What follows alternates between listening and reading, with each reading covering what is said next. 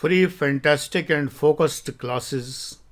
मैं डॉक्टर आनंद प्रदीक्षित आपके समक्ष उपस्थित हूँ, मुखातिब हूँ, और आज आपको साम्राज्यवाद के बारे में कुछ इम्पॉर्टेंट चीज़ें बताऊँगा। ये मॉडर्न हिस्ट्री का टॉपिक है जो कि जानना बहुत ज़रूरी है कि इम्पीरियलिज्म क्या होता है, साम्राज्यवाद, इसके सिद्धांत क्या है और इसका उपयोग कहाँ कहाँ होता है, वगैरह वगैरह। पेड क्लासेस भी हैं। जब यहाँ इतना मिलता है तो पेड क्लासेस में कितना मिलता होगा ये आप सोच सकते हैं। जानकारी व्हाट्सएप पे कर सकते हैं। हालांकि आप लोग करते नहीं हैं, फिर भी मैं अपने फ़र्ज़ से क्यों बाज आऊँ, फ़र्ज़ निभा ही देता हूँ कि जानकारी करिए, हालांकि आप लोग नहीं करते हैं। साम्राज्यवाद का अध्ययन 3 कारणों से महत्वपूर्ण है। पहला कारण ये है कि आगे आने वाले एक लंबे समय तक हम उन समस्याओं से जूझते रहेंगे जो हमारे समाज में इम्पीरियलिस्टिक इंटरफेरेंस के कारण पैदा हुई हैं समस्याएं, यानी ब्रिटिश काल के कारण या फ्रेंच उपनिवेशों के कारण या पुर्तगाली उपनिवेशों के कारण पैदा हुई थीं। दूसरे, नव उपनिवेशवाद के विभिन्न रूपों की गतिविधियां अब भी जारी हैं। नियो कॉलोनियलिज्म, नव उपनिवेशवाद, एक लाइन में इसका अर्थ अगर आप कमेंट्स में बताएंगे तो मैं बहुत प्रसन्न होऊंगा। कमेंट्स ज़रूर किया करिए। जय गुरु जी, प्रणाम गुरु जी, प्रशंसात्मक कमेंट ना करिए, कमेंट वो करिए जो सार्थक हो। तो नव उपनिवेशवाद क्या है, इसको आप बताइए। नियो कॉलोनियलिज्म, कॉलोनियलिज्म, इन्हें ऐतिहासिक परिप्रेक्ष्य में ही ज़्यादा अच्छा समझा जा सकता है, तो हमें नव उपनिवेशवाद समझ में आ जाएगा। तीसरा, जो साम्राज्यवाद का अध्ययन करना ज़रूरी है कि भारत में उपनिवेशवाद और राष्ट्रवाद को समझने के लिए, कॉलोनियलिज्म और नेशनलिज्म को समझने के लिए इम्पीरियलिज्म बहुत ज़रूरी है। इम्पीरियलिज्म एक तरह का आर्थिक प्रभुत्व है। It is a type of economic dominance. आर्थिक प्रभुत्व है, बाह्य प्रभुत्व है। इसके अंदर एक एक्सटीरियोरिटी है, बाह्यता है। ये हमारे बाहर से लगाया जाता है बल, ये फोर्स बाहर से लगता है। जब से विभिन्न समाजों या समुदायों ने संगठित हमलावरों से अपने को अलग करके देखना शुरू किया, तब से इसका अस्तित्व माना जा सकता है। इम्पीरियलिज्म का जो एग्जिस्टेंस है वो तब से माना जा सकता है जब से हमने ये माना कि हमलावर अलग हैं, हमलावर आक्रमणकारी अलग हैं, इन्वेडर्स, और हम अलग हैं। तब से ये माना जा सकता है अस्तित्व इसका, क्योंकि तब हमने ये समझा कि ये लोग आखिर हमारे ऊपर हमला क्यों करते हैं, इसका रीज़न क्या है। और जब हमें ये रीज़न समझ में आता है तो हमें समझ में आया कि साम्राज्यवाद है ये। 19वीं शताब्दी के उत्तरार्ध में, 19वीं शताब्दी के अंतिम चरण में अंतर्राष्ट्रीय व्यवस्था में गुणात्मक परिवर्तन आया, क्वालिटेटिव चेंज, जिसके परिणाम स्वरूप पूंजीवाद के एक नवीन चरण का आरंभ हुआ। उसका नाम था साम्राज्यवाद, यानी कैपिटलिज्म का ही एक स्वरूप था साम्राज्यवाद। साम्राज्यवाद यानी इम्पीरियलिज्म। उस समय तक औद्योगिक पूंजी का महत्व पूरी तरह से कायम हो चुका था, यानी इंडस्ट्री में कैपिटल का इम्पोर्टेंस पूरी तरह से आ चुका था, कायम हो चुका था। 1870 मेरे ख्याल से यही समय बेटर है समझने के लिए, से आरंभ होने वाले दशक से कुछ अन्य प्रवृत्तियां भी उभरने लगी थीं।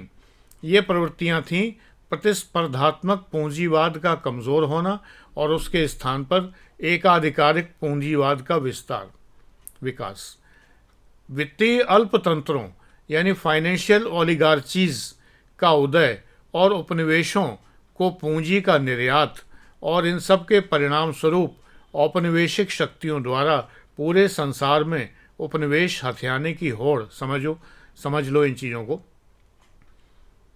प्रतिस्पर्धात्मक पूंजीवाद मैंने बोला था शायद अभी, प्रतिस्पर्धात्मक पूंजीवाद, कॉम्पिटिटिव कैपिटलिज्म। एक मार्केट में मान लो एक सामान बेचने वाले बहुत सारे लोग हैं, फल बेचने वाले मान लो एक चौराहे पर 10 लोग ठेले लगाए हुए हैं। ये प्रतिस्पर्धात्मक पूंजीवाद है, प्रतिस्पर्धा है। एक 100 रुपये किलो दे रहा है, दूसरा 90 में ही देने को तैयार है। तो ये प्रतिस्पर्धात्मक पूंजीवाद कमज़ोर हो रहा था 1870 में, और एकाधिकारिक पूंजीवाद का विकास हो रहा था। यानी ये हो रहा था कि एक चौराहे पर एक दबंग फल वाला आया, उसने कब्ज़ा कर लिया और उसने कहा कि मेरे पास बहुत फल हैं, मुझसे ख़रीदोगे तुम लोग, और एक ही दाम में फ़िक्स करूँगा, उसी दाम पे बेचोगे, चाहे कस्टमर तुमसे ख़रीदे चाहे तुमसे 100 रुपये किलो ही मिलेगा, मुझसे ही ख़रीदोगे, मैं कमीशन तुम्हें दूंगा और तुम्हारा फ़िक्स कमीशन है, और तुम मेरी यूनिफॉर्म पहन के बैठोगे, सारे लोग जो है वो रिलायंस के फल वाले कहलाएंगे। फॉर एग्ज़ाम्पल ये रिलायंस, जैसे रिलायंस फ्रेश, यही कंसेप्ट तो है। तो ये वित्तीय अल्पतंत्र यानी फाइनेंशियल ओलिगार्चीज पैदा हो गई। ओलिगार्चीज अल्पतंत्र यानी एक छोटे समूह में मेरा राज चलेगा, तो ये पैदा हो गए।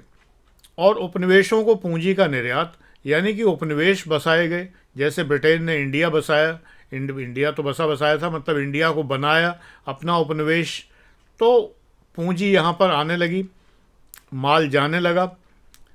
तो इसके परिणाम स्वरूप औपनिवेशिक शक्तियों द्वारा पूरे संसार में उपनिवेश हथियाने की होड़ शुरू हो गई। यानी ये होड़ शुरू हो गई कि अब हम भी उपनिवेश हथियाएंगे। तो फ्रांस भी और पुर्तगाल भी, स्पेन भी, और ये सब जो हैं उपनिवेश हथियाने लगे। पूंजीवादी विकास के इस विशेष चरण को लेनिन ने साम्राज्यवाद की संज्ञा दी है। लेनिन अगर नहीं जानते हो तो फिर आईएएस की तैयारी क्या खाक कर रहे हो। लेनिन, LENIN, लेनिन ने इसको साम्राज्यवाद की संज्ञा दी। लेनिन के नेतृत्व में रूस में महान अक्टूबर क्रांति हुई थी, हैं? अगर ये नहीं जानते हो तो बहुत बड़े आश्चर्य की बात है। Vladimir Lenin, Ilyich Lenin. एकाधिकारिक पूंजीवाद से पहले साम्राज्यवादी विकास के चरणों कुछ लोग पुराना साम्राज्यवाद कहते हैं। मोनोपोलिस्टिक कैपिटलिज्म जब आया तो उससे पहले साम्राज्यवादी विकास के चरणों को पुराना साम्राज्यवाद कहते हैं, और बाद के चरणों को नया साम्राज्यवाद कहते हैं, नियो इम्पीरियलिज्म कहते हैं, 1870 के बाद का। तुम में से अगर कोई बता सके कि 1870 में ऐसा क्या हुआ था कि ये ऐसी कौन सी बात हुई थी कि जो उससे पहले पुराना साम्राज्यवाद और उसके बाद नया साम्राज्यवाद आया। ये अगर कमेंट्स में बताओगे तो मैं बहुत प्रसन्न होऊंगा। साम्राज्यवाद शब्द अंग्रेजी के इम्पीरियलिज्म शब्द का अनुवाद है। इम्पीरियलिज्म शब्द लैटिन शब्द इम्पेरेटर IMPERATOR से आया है, जिसका संबंध है केंद्रीय सत्ता, अधिनायकवादी शक्ति यानी तानाशाही शक्ति, प्रशासन की मनमानी पद्धतियों से, arbitrary methods of administration. Imperialism शब्द का सबसे पहले प्रयोग फ्रांस में हुआ था। 19वीं सदी के चौथे दशक में नेपोलियन के विस्तारवाद के लिए इस शब्द का प्रयोग किया गया था।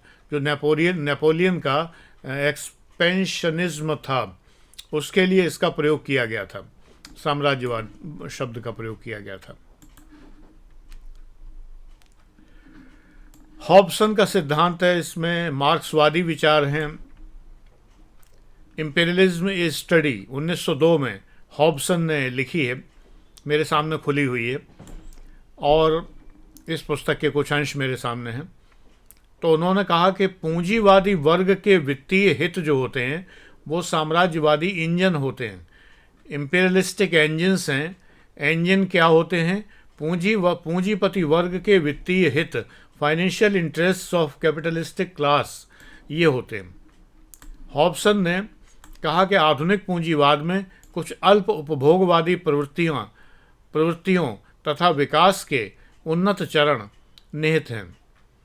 अंडर कंजम्पशनिस्ट टेंडेंसीज और विकास के उन्नत चरण, एडवांस स्टेजेस ऑफ डेवलपमेंट इसके अंदर शामिल है। हॉब्सन ने जब बताया था तो ये बताया था। लेनिन का सिद्धांत मैं बता ही चुका हूँ। रोज़ा लक्समबर्ग कम्युनिस्ट राइटर हैं। रोज़ा लक्समबर्ग ने, ये मार्क्सवादी सिद्धांतकार हैं, उनकी एक पुस्तक है एक्यूमुलेशन ऑफ कैपिटल।